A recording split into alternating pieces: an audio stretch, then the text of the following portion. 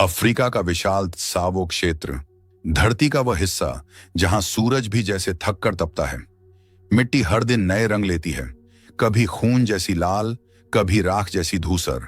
हवा में धूल, घास में जंगली सरसराहट और हर दिशा में अंतहीन मैदान। मानो ब्रह्मांड की शुरुआत इसी जगह हुई हो। इसी जंगली वीराने में ब्रिटिश साम्राज्य ने एक पागलपन भरा सपना देखा, युगांडा रेलवे। लोग इसे कहते थे द लूनेटिक लाइन, एक ऐसी रेल लाइन जहां इंसान से ज्यादा प्रकृति का राज था।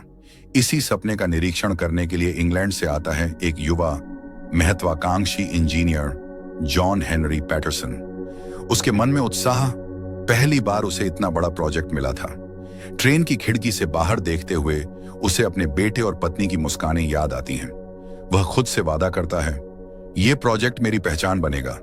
लेकिन जैसे ही ट्रेन सावो स्टेशन पर रुकती है, पहला गर्म धूल भरा झोंका उसके चेहरे से टकराता है। उस हवा में ही एक चेतावनी छिपी थी, यहां सब कुछ अनजान और खतरनाक है। कैंप में उसका स्वागत अफ्रीकी मजदूर, भारतीय कुली और आयरिश फोरमैन स्टार्लिंग करते हैं। उनकी आंखों में सम्मान भी था और एक अजीब सा डर भी, जो शब्दों में नहीं लेकिन हवा में तैर रहा था। पहली रात, आतंक की शुरुआत अंधेरा उतरते ही जंगल अपनी सच्ची आवाज दिखाता है।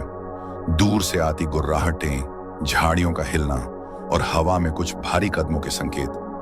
पैटरसन सोने ही वाला था कि अचानक एक दिल दहला देने वाली चीख, ऐसी चीख जिसे सुनकर लगता है किसी आदमी की आत्मा ही शरीर से बाहर फेंक दी गई हो।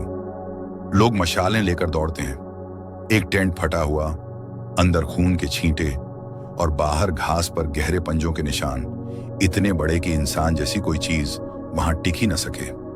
सुबह मजदूर साहब से कहते हैं, यहां एक शेर है, पर वो जानवर नहीं, हम उसे गोश्त कहते हैं। पैटरसन इसे अंधविश्वास मानकर आगे बढ़ता है। लेकिन दूसरे दिन दोपहर में एक भारतीय मजदूर को खुले मैदान से उठा ले जाया जाता है, सबके सामने, धूप में, दिन के उजाले में। मानो शेर कहना चाह रहा था, मैं किसी कानून से नहीं डरता। कैंप में चीख पुकार, भगदड़ और फिर एक डरावनी चुप्पी फैल जाती है। अब यह सिर्फ काम नहीं, एक युद्ध था।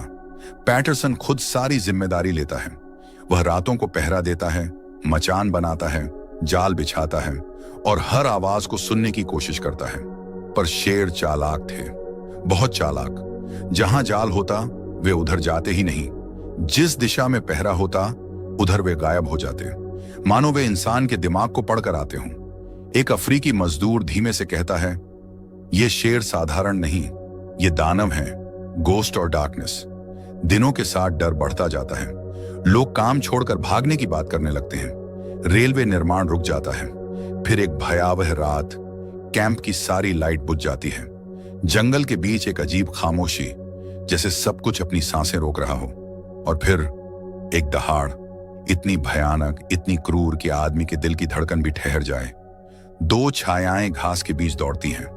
लोग टेंट से बाहर आते ही देखते हैं, एक और आदमी उठा लिया गया। अब सब साफ हो जाता है। ये दो शेर हैं, एक गोस्ट, दूसरा डार्कनेस, और दोनों किसी दहशत की तरह चलते हैं। कोई आवाज नहीं, कोई चेतावनी नहीं, सिर्फ हमला और मौत। चार्ल्स रेमिंगटन का आगमन पैटरसन आखिरी उम्मीद के रूप में दुनिया के सबसे अनुभवी शिकारी चार्ल्स रेमिंगटन को बुलाता है। उसकी एंट्री जैसे किसी दंतकथा की हो। लंबी दाढ़ी, चौड़ी टोपी, शांत लेकिन बेहद पैनी आंखें जो इंसान के भीतर छुपे डर को पहचान ले। वह आते ही पैटरसन से कहता है, तुम्हारे शेर नहीं, तुम्हारी किस्मत खराब है। वह पूरी रात मजदूरों से शेरों की कहानियां सुनता है, फिर निष्कर्ष देता है, ये भूखे नहीं, ये शिकारी हैं और इंसान इनका शिकार। गोश्त के लिए पहला ट्रैप दोनों मिलकर एक नया फंदा बनाते हैं। एक बकरी को बांधते हैं, खुद पेड़ पर छिपकर बैठ जाते हैं। रात धीरे धीरे गहरी होती जाती है। सावो की हवा अजीब ठंडी हो जाती है, जैसे किसी अनदेखी शक्ति का आगमन हो रहा हो। सरसराहट, घास का झुकना और फिर गोश्त प्रकट होता है। उसकी आंखें शांत थीं, चाल में ऐसा आत्मविश्वास जैसे जंगल उसी का ताज पहने हुए हो। रेमिंगटन गोली चलाता है, शेर दर्द में गुर्राता है और अंधेरे में गायब हो जाता है। सुबह जब वे उसे तलाशते हैं, कुछ दूरी पर गोश्त की लाश मिलती है। उसकी आंखें खुली थीं, जैसे मौत में भी वह पैटरसन को चेतावनी दे रहा हो। एक खत्म हुआ है, पर दूसरा अब पहले से ज्यादा खतरनाक है। अब डार्कनेस अकेला था, और अकेला शेर सबसे घातक होता है। कैंप में थोड़ी खुशी लौटती है। लोग सोचते हैं अब सब ठीक हो जाएगा, पर उसी रात डार्कनेस पागलपन की हद तक हमला करता है। वह किसी को खाता भी नहीं, बस मारता है। वन, टेंट, लोहे की चीजें सब चीर कर निकल जाता है, मानो वह गोश्त की मौत का बदला ले रहा हो। डार्कनेस अब अकेला शेर, लेकिन उसकी आंखों में अब एक नया जहर था। उस रात कैंप पर उसका हमला किसी साधारण शिकारी का नहीं, एक दानव का क्रोध था। टेंट फाड़े गए, कुलियों की चीखें रात में गूंजती रहीं, और सबसे भयावह बात, डार्कनेस किसी को खा नहीं रहा था, वह सिर्फ मार रहा था, जैसे वह अपने भाई गोश्त की मौत का बदला ले रहा हो। मजदूरों के चेहरे सफेद पड़ चुके थे। कई लोग उसी रात कैंप छोड़कर भाग गए। रेलवे का काम फिर से रुक गया। पैटरसन के सामने अब सिर्फ एक नहीं, पूरे प्रोजेक्ट के खत्म होने का खतरा था। रेमिंगटन और पैटरसन दोनों समझते थे, अब डार्कनेस पहले से दोगुना चालाक, दोगुना हिंसक हो चुका है।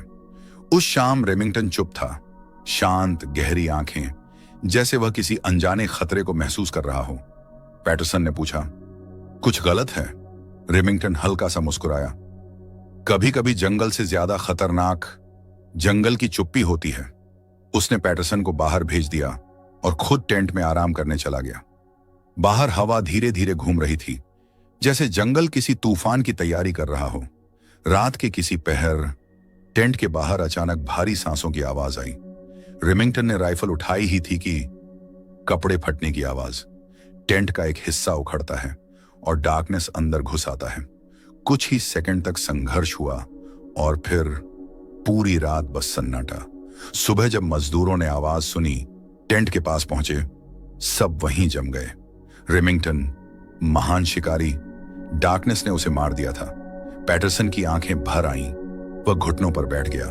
उसने रेमिंगटन की राइफल अपने हाथ में उठाई, मानो उसने दोस्त की कसम खाई हो। अब यह लड़ाई तुम्हारी नहीं, मेरी है। अपनी बेल्ट कसकर रेमिंगटन की राइफल पीठ पर टांग कर पैटरसन अकेले जंगल में डार्कनेस की तलाश में निकल पड़ा। जंगल इतना शांत था कि किसी की सांस भी सुनी जा सकती थी। घास पर पैरों के हल्के निशान, टहनियों का टूटा हुआ पैटर्न। पैटरसन डार्कनेस की हर चाल पढ़ने की कोशिश कर रहा था। अचानक उसे लगा कोई उसका पीछा कर रहा है। पेड़ हिलना, धूल उड़ना और हवा में एक वेट, भारी सांसों की कंपकंपी। डार्कनेस पास था, लेकिन यह शेर सिर्फ पीछा नहीं कर रहा था, वह खेल रहा था। वह कभी करीब आता, फिर गायब हो जाता, मानो पैटरसन को थकाने के लिए। पैटरसन ने एक पुराना लोहे का निरीक्षण टॉवर देखा। वह उस पर चढ़ गया। ऊंचाई पर से पूरा जंगल दिखता था, पर शाम का सूरज डूबने लगा और सावों की डरावनी रात फिर से फैलने लगी। अंधेरा गहराता गया, जंगल चुप होता गया और अचानक घास हिलती है। फिर दो सुनहरी आग जैसी आंखें चमकती हैं। डार्कनेस, वह पैटरसन को सूंघ रहा था, धीरे धीरे पास आता हुआ, शांत, खतरनाक, जैसे मौत अपने शिकार की दूरी नाप रही हो। पैटरसन ने सांस रोकी, राइफल को मजबूती से पकड़ा, पहली गोली चलाई। डार्कनेस घायल हुआ, लेकिन पीछे नहीं हटता। वह और उग्र हो गया। उसकी गुर्राहट टॉवर को हिलाने लगी। अचानक डार्कनेस टॉवर पर छलांग मारता है। लोहे की सीढ़ियां झंझना उठती हैं। उसकी पंजों की ताकत से टॉवर कांपने लगता है। पैटरसन ने राइफल में आखिरी गोली भरी। पसीना बह रहा था, दिल धड़क रहा था, पर उसकी आंखें स्थिर थीं। डार्कनेस झाड़ियों से निकलकर पूरी ताकत से छलांग लगाता है। उसकी दहाड़ ऐसी जैसे आसमान फट जाए, और उसी क्षण पैटरसन ट्रिगर दबा देता है। गोली हवा चीरती हुई शेर की छाती में उतरती है। एक भारी दुख भरी गर्जना, और डार्कनेस जमीन पर गिरता है। वह पैटरसन की तरफ देखता है, जैसे आखिरी बार पूछ रहा हो, क्या तुम जीत गए या मैं हार गया? कुछ सेकंड बाद उसका विशाल शरीर स्थिर हो जाता है। सावों का आतंक अब सिर्फ एक लाश था। सुबह का सूरज निकला और पहली बार कई हफ्तों बाद कैंप में शांति थी। कामगार धीरे धीरे बाहर आए और यह देखकर स्तब्ध रह गए कि दोनों शेर, जो हफ्तों से मौत बनकर मंडरा रहे थे, अब जमीन पर पड़े मृत थे। लेकिन इस जीत की कीमत भी भारी थी। रेमिंगटन का लाइफलेस शरीर वहीं पड़ा था। जंगल ने अपने सबसे अनुभवी शिकारी को छीन लिया था। मजदूरों को जब खबर मिली, सब वापस लौट आए। उनकी आंखों में भय नहीं, सम्मान था।